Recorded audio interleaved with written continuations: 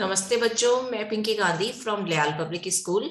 आज की कक्षा में हम करने वाले हैं हिंदी व्याकरण में पाठ 10 क्रिया।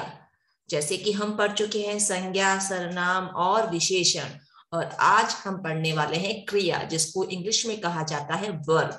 हम जब भी कोई कार्य करते हैं या कोई भी कार्य होता है तो उसे क्या कहते हैं? क्रिया कहते हैं। जैसे कुछ चित्रों के माध्यम से मैं आपको समझाती हूँ। जैसे मेरा भाई सो रहा है, तो यहाँ पे क्या काम हो रहा है? सोने का काम हो रहा है, इसीलिए क्रिया क्या हो गई? सोना क्रिया हो गई। सूरज निकल रहा है, यहाँ अगला चित्र है माताजी खाना पका रही है। पकाना क्रिया हो रही है, और इसमें निकलना, सूरज के निकलने की क्रिया हो रही है। फूल खिल रहे हैं, खिलने की क्रिया हो रही है। बच्चे खेल रहे हैं, खेलना क्रिया हो रही है। जैकब नहा रहा है, तो क्या काम हो रहा है? नहाने का काम हो रहा है। ऊपर दिए चित्रों में कोई कार्य अपने आप हो रहा हो और कोई कार्य किया जा रहा हो, कार्य के अपने आप होने या करने को हम क्या कहते हैं? क्रिया कहते हैं। जैसे कुछ काम तो हम करते हैं, खेलना, नहाना, खाना पीना, ये सब कार्य हम करते हैं, तो ये क्रिया के अंतर्गत आते हैं। और कुछ कार्य ऐसे होते हैं जो अपने आप होते हैं, जैसे सूरज का निकलना, हवा का बहना, नदी का बहना, है ना। तो ये सब क्या हो जाएंगे? अपने आप होने वाले क्रिया हो जाएंगे, है ना। तो ये भी क्रिया के अंतर्गत ही आते हैं। ये अपने आप होने वाले काम है जो क्रिया के अंतर्गत ही आते हैं। निम्न वाक्यों में हमें रंगीन शब्दों पर ध्यान देना है। माँ लड्डू बना रही है, तो बना रही है क्या है? क्रिया है। पिताजी टीवी देख रहे हैं, क्या काम हो रहा है? देखने का काम हो रहा है, तो देख रहे हैं क्या हो गया? क्रिया शब्द हो गया यहाँ पे। कमल का फूल खिल रहा है, तो खिल रहा है क्या है? यहाँ पे क्रिया शब्द है।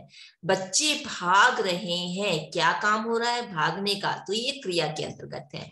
सात्विक जन्मदिन मना रहा है, क्या काम हो रहा है? मनाने का काम हो रहा है, तो ये क्या है? क्रिया शब्द है। झरना, झरना जो है बह रहा है, तो क्या हो गया? ये बहना हो गया, क्रिया शब्द हो गया। ये किया है बच्चों हमने चैप्टर। अब हम चलते हैं इसके कॉपी पार्ट की ओर। कॉपी पार्ट में हम लिखेंगे प्रश्न 1, क्रिया किसे कहते हैं? प्रश्नवाचक चिन्ह, यानी कि हमें क्रिया की परिभाषा लिखनी है।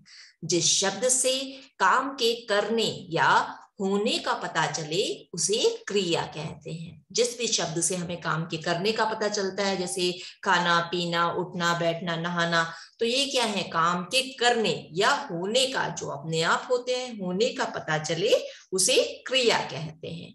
प्रश्न 2 है, क्रिया शब्दों पर हमें लाइन बनानी है। अमन सो रहा है, क्रिया है सो। सूरज निकल रहा है, क्रिया है निकल। रमा पढ़ रही है, क्रिया है पढ़। माँ खाना पका रही है, क्रिया है पका। हिरन भाग रहा है, तो भाग क्या है? यहाँ पे क्रिया। बच्चे भाग रहे हैं, क्रिया क्या है?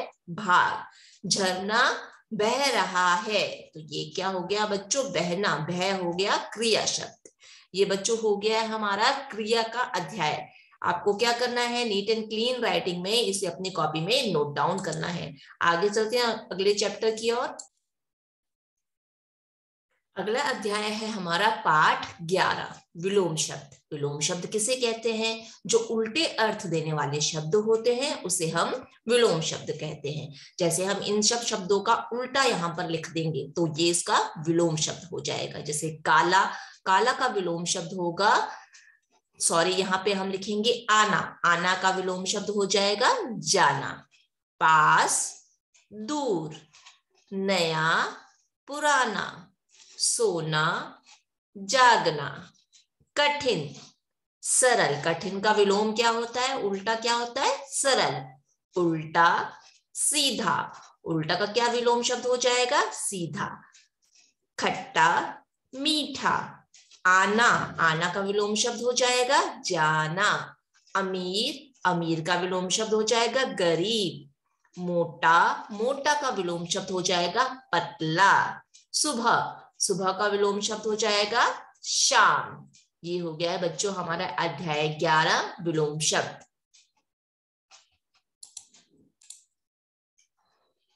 अब हम करेंगे पाठ 12 पर्यायवाची। पर्यायवाची क्या होते हैं?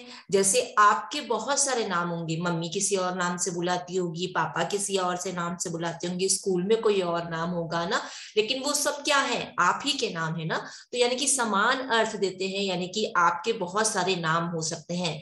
तो वैसे ही हम यहाँ पे फूल, फूल के और जो नाम होंगे ना वो हम यहाँ पे लिख देंगे, यानी कि किसके नाम है? सारे फूल के ही। और इन सब का भी जो समान अर्थ निकलता है वो क्या है? फूल का ही है। ठीक है, जैसे हम यहाँ पे फूल के और किन नामों से जान सकते हैं? फूल को हम जान सकते हैं सुमन, कुसुम, ये इसके पर्यायवाची हो गए। ठीक है, सूर्य, सूरज, रवि, वृक्ष, पेड़, तरु, आकाश, नभ, गगन, अग्नि, आग, अनल, मित्र, दोस्त, सखा, दिन, दिवस, वार।